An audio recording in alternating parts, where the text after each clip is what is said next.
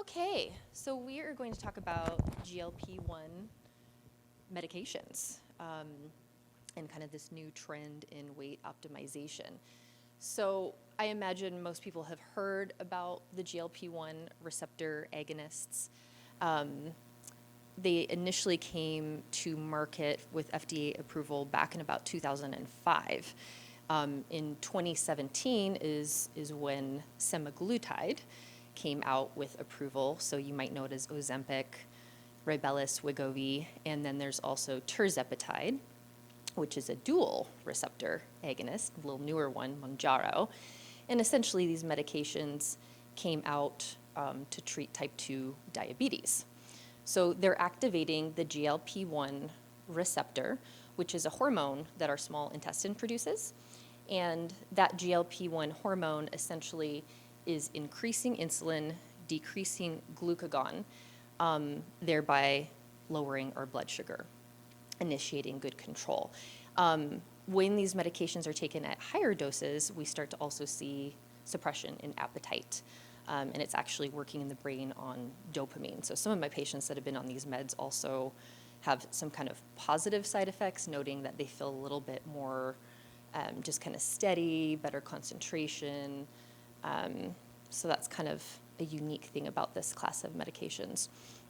Over the years, there have been all sorts of different medical weight loss treatments out there, from phentermine, which kind of has a very almost speed-like type of appetite suppression to it, bupropion, and then we've got our liraglutide, our semaglutide, our tirzepatide.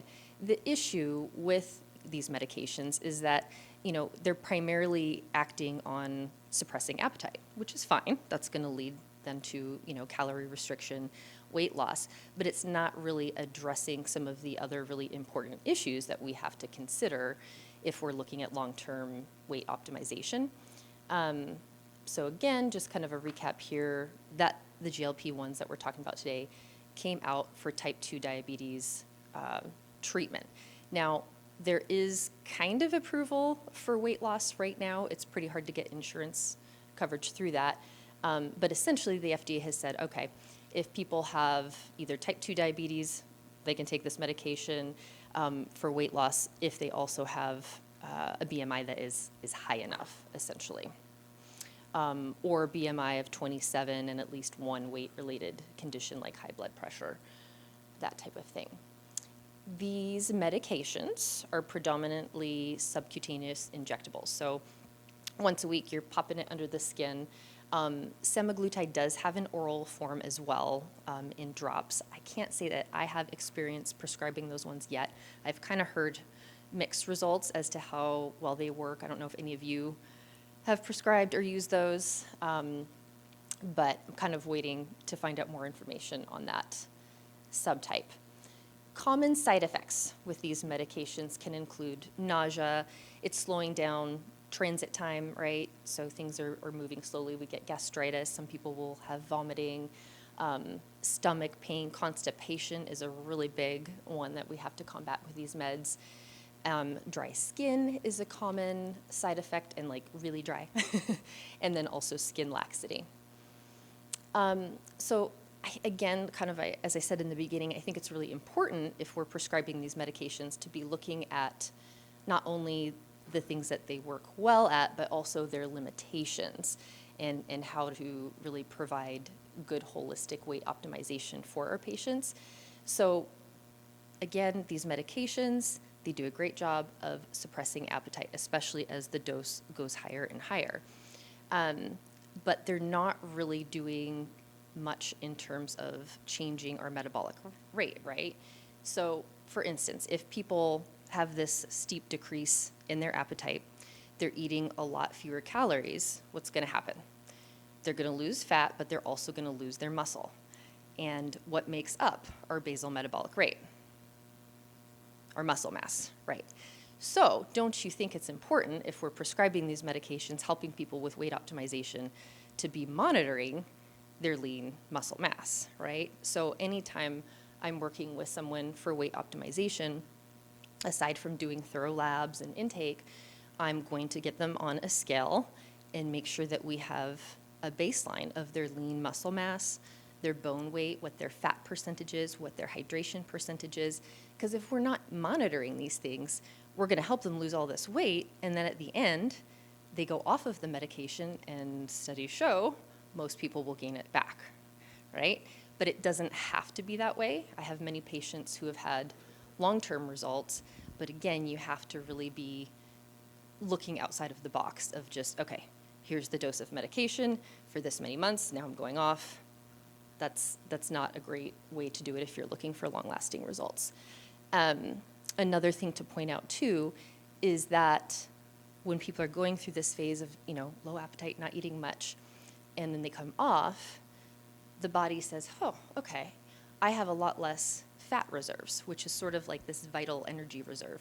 So then it starts producing more of a hormone called ghrelin, which really speeds up the appetite. So it's important when we're taking people kind of off of these medications, once they've got to that target goal, to titrate down slowly and to be monitoring them.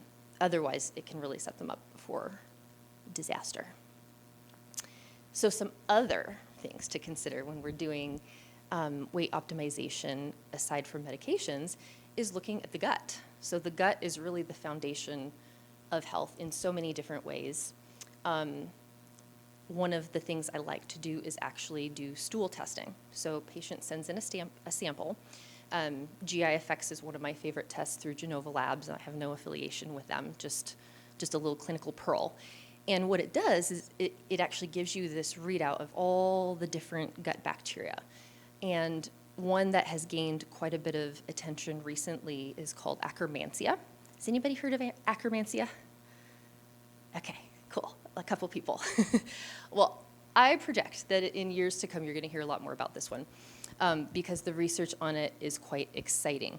So Akkermansia is one of our many gut microbiome bacteria, and it actually seems to sort of have this GLP-1 activity.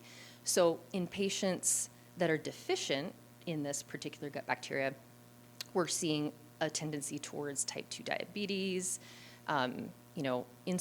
insulin receptor site issues, weight gain versus the population that have a good amount of this tend to have a more steady weight, appetite control, et cetera. So with many of my patients now, I'm testing this and actually supplementing with it because unfortunately, in adulthood, if you are low in it, it's not something that we're able to naturally produce more of, at least with the data we have so far. Another big thing to consider that I briefly talked about is muscle growth and retention so that we are keeping that basal metabolic rate nice and robust because that is what is going to really help people in the long run. Plant polyphenols. So these are also great things that you can get through food, supplementation that naturally are going to increase GLP-1 activity. Lifestyle coaching. So I'm a huge fan of using the period of time that people are on these medications. It's kind of like a gift, okay? So they're feeling satiated, the appetite is lower, blood sugar's balanced. It's a fantastic time to then be educating them about appropriate meal size, portion control, what are really high quality protein choices, good fats, nutrient-dense carbohydrates, and then the thought patterns and triggers that kind of have led them to potentially be overeating in the first place. So basically, that's kind of how I put it all together in my practice. In my weight loss patients, like clockwork at some point, whether it's during or more towards the end, we do hear these common complaints of, oh, my skin is really dry, my wrinkles are showing more, my butt is sagging, stretch marks are showing. So we use the FAARM a lot throughout the weight loss process, and I think there's so much opportunity to integrate kind of like the folks at Dolly Vita were saying with different packages and customized protocols for your patients. With the FAARM, it's kind of interesting because one of the side effects of the GLP-1s is this slow transit time because it's slowing down the gut function. And so I don't know if anybody here has has had a V-form treatment on their tummy, but essentially you're kind of going in the same direction as peristalsis. And so I'm noticing that if patients are going through weight loss and they're getting the V-form treatments, it can, in some patients, be helpful at kind of preventing constipation. And then, of course, we're getting ahead of stretch marks, skin laxity, it's improving detoxification. We also know that the RF has the capability to help shrink fat cells, so it's not killing them, which is actually good. It's shrinking them and smoothing them out. So it's actually supporting or kind of augmenting fat loss while helping with the skin texture at the same time. So I just think it's such a great thing to pair along with weight loss. IPL has been one of my big go-tos for the dry skin. I find that IPL works very quickly at just, speeding up the cell's hydration mechanism, and it's easy. I love the SR, the Skin Rejuvenation 580 filter for that. People are in, they're out, and it's like that day and the next they instantly are seeing a boost in hydration, and you're building that collagen at the same time. VFR, so this is the fractional RF, and if you haven't had a demo on this, tried it, I would highly suggest you check it out today. So this one I reserve more so for the more significant laxity issues, stretch marks, the deeper wrinkles, the jowls that are sagging. I had some of my before and afters up earlier.